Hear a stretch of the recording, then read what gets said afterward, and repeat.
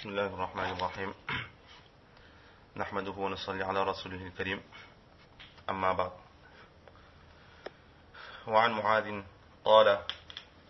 معاذ رضي الله تعالى عنه قال قلت يا رسول الله أخبرني بعمل يدخلني الجنة ويباعدني من النار قال لقد سألت عن أمر عظيم وإنه ليسير على من يسره الله تعالى عليه تعبد الله ولا تشرك به شيئا وتقيم الصلاة وتؤتي الزكاة وتصوم رمضان وتحج البيت ثم قال ألا أدلك على أبواب الخير الصوم جنة والصدقة تطفئ الخطيئة كما يطفئ الماء النار وصلاة الرجل في جوف الليل ثم تلا تتجافى جنوبهم عن المضاجع حتى بلغ يعملون ثم قال ألا أدلك برأس الأمر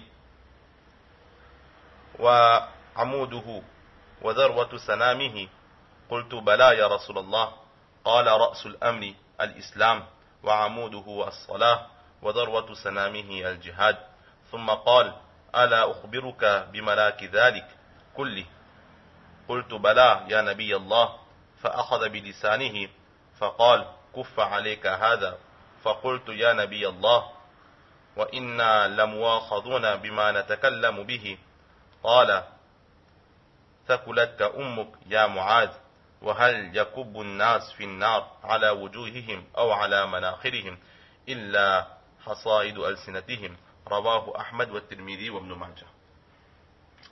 La dernière fois, nous avions débuté ce hadith qui nous est rapporté par Hazrat Muaz radiyallahu ta'ala an, qui avait posé une question très importante au prophète sallallahu alayhi wa sallam, en l'occurrence au prophète d'Allah, enseigne-moi une action qui puisse me faire entrer dans le paradis et qui en même temps m'éloigne du feu de l'enfer. Alors le prophète sallallahu alayhi wa sallam qui avait répondu que c'était une question très importante, très difficile, très complexe, mais facile, pour qui Allah subhanahu wa ta'ala aura rendu facile. Ensuite, il enseigna d'adorer Allah, l'unicité en Allah subhanahu wa ta'ala, et de n'associer personne à Allah, de faire les prières obligatoires, les 5 prières obligatoires quotidiennes, de s'acquitter de l'aumône obligatoire une fois par an, de jeûner le mois de Ramadan, de faire le pèlerinage de la Kaaba. Et ensuite, il demande à Hazrat Muaz radiyallahu ta'ala an, veux-tu que je te montre les portes du bien? Et là il dit que les portes du bien, ce sont les jeûnes facultatifs. La dernière fois, nous étions arrivés à ce niveau du hadith où le prophète sallallahu alayhi wa sallam, il enseigne les portes du bien. C'est-à-dire, nous avions vu que ce sont des portes, des actions surérogatoires qui nous amèneront, nous pousseront à faire un maximum d'œuvres charitables. Nous avions vu que le prophète sallallahu alayhi wa sallam s'était limité à quelques actions simplement. Cela ne veut pas dire que ces quelques actions simples sont suffisantes à enregistrer, emmagasiner un maximum de bonnes œuvres pour pouvoir rendre compte à Allah subhanahu wa ta'ala au jour du Qiyamah. Mais nous avions vu que c'était quelques actions très difficiles à mettre en pratique. Et que justement, si ces actions difficiles, quelqu'un pouvait les faire entrer dans sa vie quotidienne, quelqu'un pouvait les mettre en pratique avec assiduité, avec amour et avec istiqama, alors les autres actions deviendront faciles. Et si une personne peinait à mettre ses actions en pratique, négligeait ses actions, alors les autres actions aussi seront très probablement négligées par cette personne. Et nous avions vu que c'est pour cela que le prophète sallallahu alayhi wa sallam, il n'a pas simplement dit veux-tu que je te montre les actions du bien, mais il a dit veux-tu que je te montre les portes du bien. Les portes, exactement comme dans une maison, l'endroit le plus difficile à pénétrer au début, c'est la porte. Franchir le pas de la porte, c'est le plus difficile pour entrer dans une maison. Mais une fois que quelqu'un a pénétré la maison, alors il sera libre d'aller là où il veut dans la maison, quelle que soit la pièce, quel que soit l'étage, il pourra se promener comme il le veut. De la même façon, ces actions ont été qualifiées de portes du bien. Si une personne peut peut mettre en pratique ces quelques actions, alors Inch'Allah, les autres actions seront d'autant plus faciles à mettre en pratique. Donc nous avions vu pour le jeûne, et à présent nous voyons la deuxième action que le prophète sallallahu alayhi wa sallam nous enseigne, c'est tout simplement as-sadaqa, l'aumône facultatif. Et à propos de la sadaqa, qu'est-ce que le prophète sallallahu alayhi wa sallam dit? As-sadaqatu tutfi'u al-khati'ata kama yutfi'u al-ma'u an-nar. Que l'aumône facultatif efface les péchés exactement comme l'eau éteint le feu. Ici, il faut savoir que tutfi'u, son sens littéral n'est pas effacé, mais tutfi'u est un verbe qui est employé en général pour éteindre un feu, pour étouffer un feu. Lorsqu'on va éteindre un feu, on emploie ce verbe tutfi'u. Et justement, étant donné que les mauvaises actions emmènent la colère d'Allah subhanahu wa ta'ala, et que la colère d'Allah subhanahu wa ta'ala emmène la personne, le pécheur, le fautif, directement en enfer, et que l'enfer brûle. C'est pour cela qu'ici le prophète sallallahu alayhi wa sallam, il a employé ce mot tutfi'u, exactement comme l'eau éteint le feu. Alors, l'aumône facultatif effacera les péchés, l'aumône facultatif éteindra la colère de l'enfer qui voudra brûler cette personne.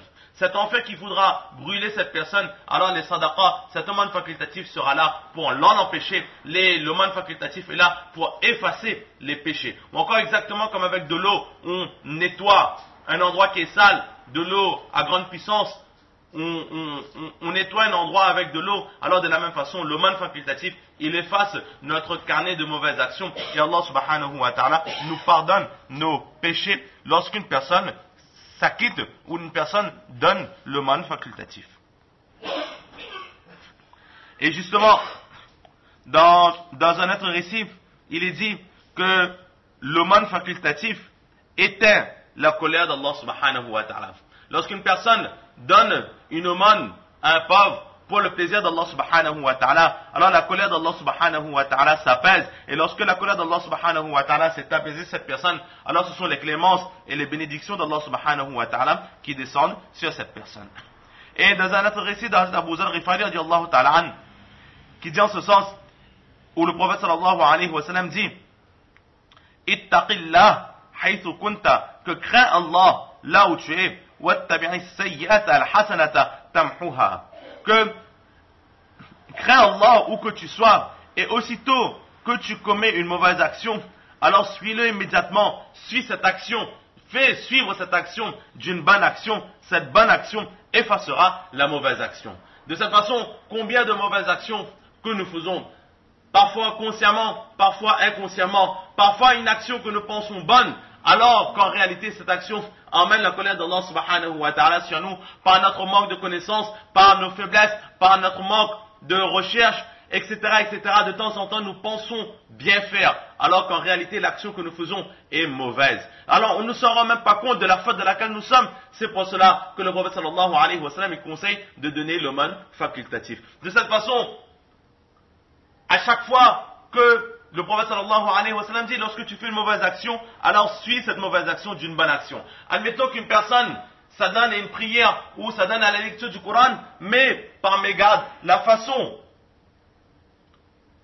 que cette personne va lire le Coran, ou que cette personne va faire sa prière, ou que cette personne va faire le zikrullah, cette personne va rester dans la pensée d'Allah, quelle que soit l'action qu'il va faire, qu'en apparence, il peut penser que c'est une bonne action, mais qu'en réalité, aux yeux d'Allah, cette action n'est pas convenable. Alors nous-mêmes, dans notre intérieur, nous pensons avoir bien fait. Alors qui pensera faire une bonne action après cette bonne action? Parce que dans notre esprit, la première action, elle est déjà bonne, c'est une œuvre charitable. Mais parfois, il s'avère que cette action n'est pas charitable, mais une action qui amène le mécontentement d'Allah subhanahu wa ta'ala. Contrairement à l'aumône facultatif ou de la hadith, le prophète sallallahu alayhi wa sallam, il dit que l'aumône enlève, efface, apaise la colère d'Allah et efface les péchés. Alors, quelle que soit l'action que nous faisons régulièrement, si une personne donne l'aumône facultatif, alors il pourrait être sûr qu'Inch'Allah, toutes les fautes qu'il aura commises, quelle que soit la faute, seront pardonnées, seront effacées par Allah subhanahu wa ta'ala. Que ce soit des fautes qu'il ait commis consciemment ou inconsciemment.